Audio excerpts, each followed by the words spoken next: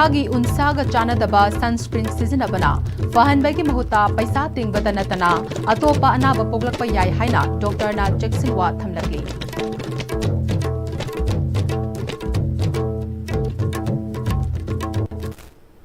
Kurum Jeri Am-Istv pau meeting tabiri bapum namapu taram nok cheri pau sandok na pizari Climate change na maram oiraga nungsagi maisadagi unsagi leina ngakthoknaba sunscreen gi tangai fadaba hingalakle haina senior dermatologist Dr. Salam Bochana Am-Istv news ka akhanana ngasi World Skin Health Day ga mari lenana phongdorakli No health without skin health haiba themda pangthokliba siga mari lenana Dr. Salam Bochana climate change na hiram kayada chaitheng pirakpagum tha taruk surba angangdagi hauraga miyoi khudimak unsagi jackson thorang lokhatpagi tangai fadaba leirakle nungsagi maisa thengnanaba isa isagi unsaga chanaba sunscreen sizinaba tangai fade hiram asida paudamama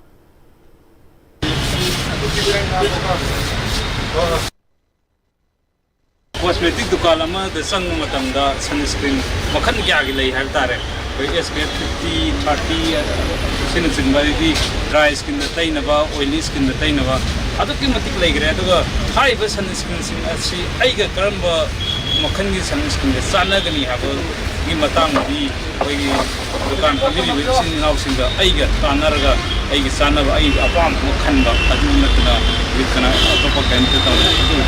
kana ga tanarga akoina sidai lai ba sunscreen mayam gi manungda ai isaga sanaba amadi kanada isada kana ga da ba sen du tingoi da ba hadi isada sanara bi kana kana ba phanga da makhan gi sunscreen kramna khangeni amadi sunscreen je ki matamda kai gi da makta tangai phadri bino hadu khamne na ba ngasi bai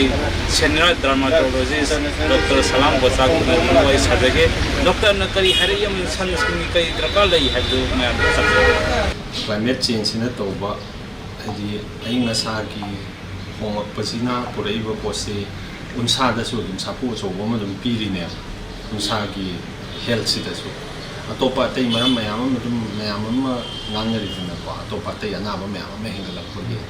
mai to na hana lejeram mi ba unsa gi anaba mayam si da su unsa gi mesa jam hingala di sa ba ing do sa jam hingala di hena to bo mayam lai gele hingalan ba ya ba aduga nungsagi mayak si hengala agadi ako insai sunscreen si kaya yamna darkar leibno te sunscreen si ame heta taishan laga cosmetic dukaan amdagi natra khangdani te taishan badu kaya yamna madu phabano natraga phatabano haibadune darkar leiri si khangminna sahi nauriba anga tha tarukki makhada leiba angangdi taigano haiba me kaiguma darkar leiba taibo laga sumadi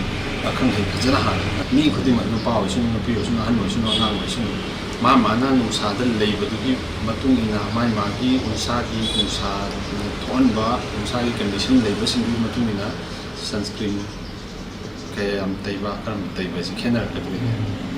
anna koi Indian population se skin type 4 5 sumaina lei skin type some individual skin type 3 and koi north east se dum skin type 4 to 5 sumaina lei do anna marak haita na masagi ngathok chinabu pambai do skin type 5 6 da di yaujei khara tai da di yaro skin type 1 da di skin sunscreen koi mai chai yam thuna burn to gali sunburn to gali ai to erythema yam eta ngaksang angjen to moist sunscreen ajan tai to masagi ngakse na ba melanin pigment se handai ya uring jam thokan ma mi da khara oily o de tesil odi uring thokpa hindoi sunscreen tai u phai ha ga sumai uring lo me henge ka do ni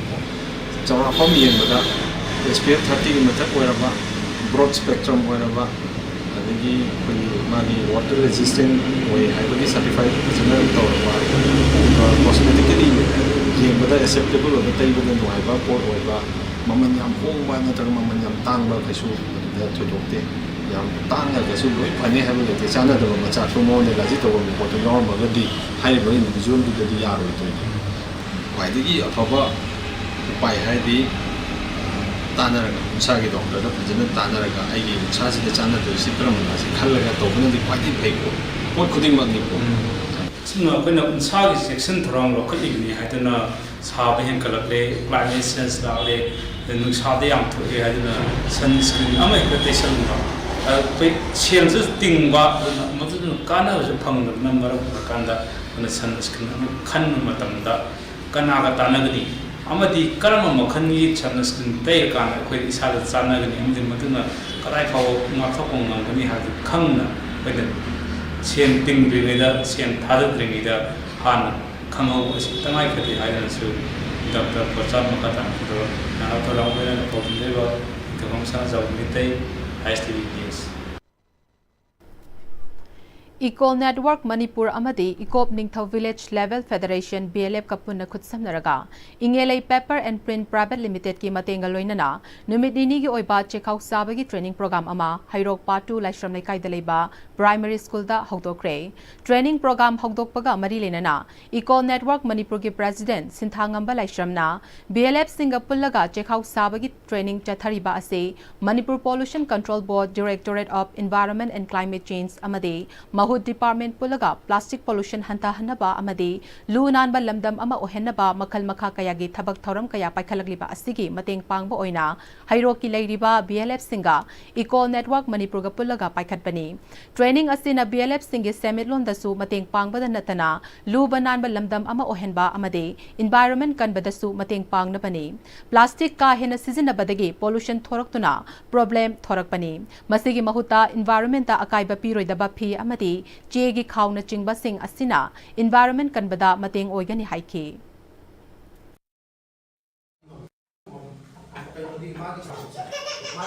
plastic ki pollution ji handan bada mateng pangnana bagi damak koi training si pangthok chabani masina velep sing dasu khadoi busu senmilon dasu mateng pangba aduga lubanan balamdam amasu ohen bada mateng pangba environment su kanba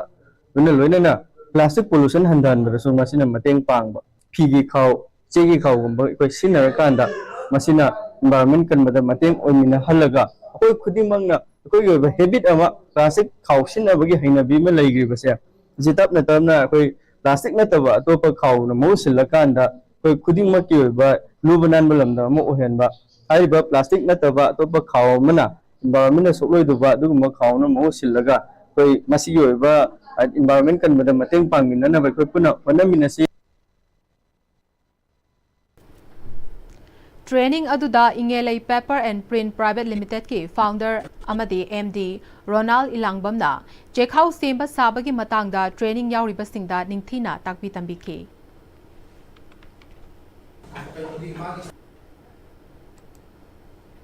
Paugi marak thana tema break amata lominase Admission for 2025. As the institution is emphasizing hands-on training, cardiovascular technology students are trained echocardiography at very early stage in British style. Hi everyone, I'm a student of BSc Cardiovascular Technology second year, started doing hands-on echo. For further details, please contact 600-975-2429 Academic Department Sky Hospital. Honglakliba punsigi lambi sida araiba chaba yaba makhai sasinari. Aduna hidak langthak kayama chadaba yarakte sasilliba singduna adomgi liver da kayam sokhalli khangbibra.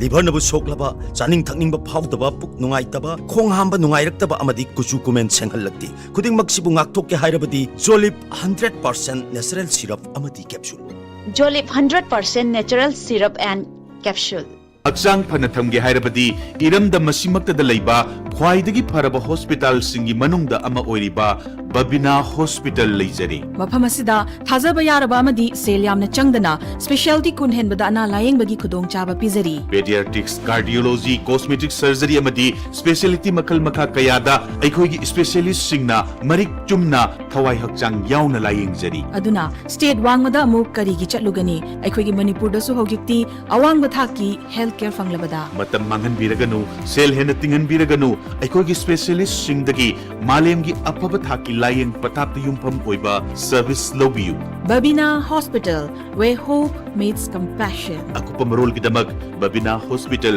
Sajiwa Jail Road, Khabai Soi Imphal East Lengsin birau. Natraga aikhoigi phone number 6909390666 ta call tawbirau. Matamgi nungsit nungsa amadi ainga sana maram moiraga lok tungba amadi khubana singba tatana thohalli pumnamak sibu khudakta phanba ngamlaba Capidon cup syrup 100% herbal product ni lok khubada natana nakmahi chelaba amadi khangnaw mareng chatlaga lok kangkhu khuraba Capidon cup syrup thakpiu Capidon cup syrup Break imatung taram nokchari pau makata na pizari. Manipur gi ariba regional political party ama oidiba Manipur People's Party MPP gi General Conference ngasi pangthoktuna matam kuina khanba ngamdana lakpa party asiki president khannabagi election su ngasi pangthokadawri. Manipur gi apunba gi territorial integrity kaidana ba amade Manipur miyamna thengnariba awabasing asi kokhanaba lakadawriba general election da mihut sing thadoktuna lengaglonda saruk yaduna regional party amagi chap chaba thodang lauduna thengnaragani haina General Conference Management Committee MPP की convener Dr. K. Muktasanana Fongdokre. General Conference Management Committee MPP na sinduna JM Hall da pangthokpa General Conference hokdokpagi thoram aduda General Conference Management Committee MPP ki Chairman Yumnam Bhim, Senior Leader L. Krishnadas, Ex-Working President M. Amutombi, NOZ,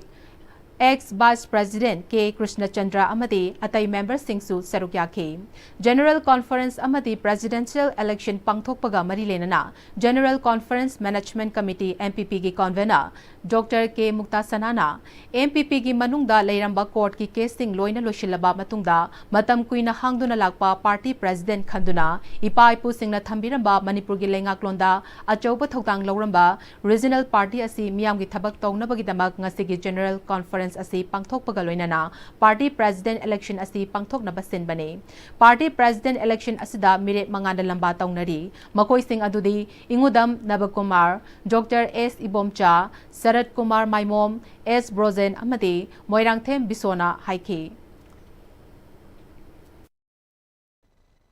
General Conference da ekoi party sin da tawgada thawdang amasung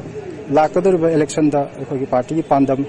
amasung ekoi organization si matau karamna mamang da su ekoi thengkhang ahumrakta sasan pai khraba dugumba aribo regional political party amani maduna madugi pai pusing da thambiramba khongul liklam du da amhana chatpa ngamduna Manipur gi lengak londa saruk yaba ngamnana ba amasung hauji lairiba Manipur gi yamna tangai phadraba issue sing sida Manipur People's Party na sobo thodang lauduna laiba assembly election sida ekoi state asigi lengak ta saruk yaduna praja singi awaba amasung lamdam sigi lairiba territorial integrity kai kidra haiba akiba amasung pajar sing da lairiba masa gi hingbagi security da lairiba singnaba asiguma mayam si thengnabagi matamdu oire amasung Manipur People's Party na thongna amasung ting phudoktuna miyam gi damakta pangal laina thengnagani haiwa famsi thamjar Loshilakpada maroiba pau mokana pizari.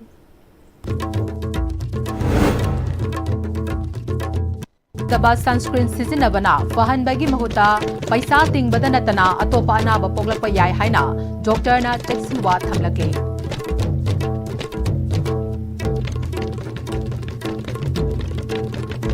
Hauzik fawigo Am-Istv na sandokchaba Manipuri pau matang sa loizare meaning tabiri bapumna mapo amukana kuramjari.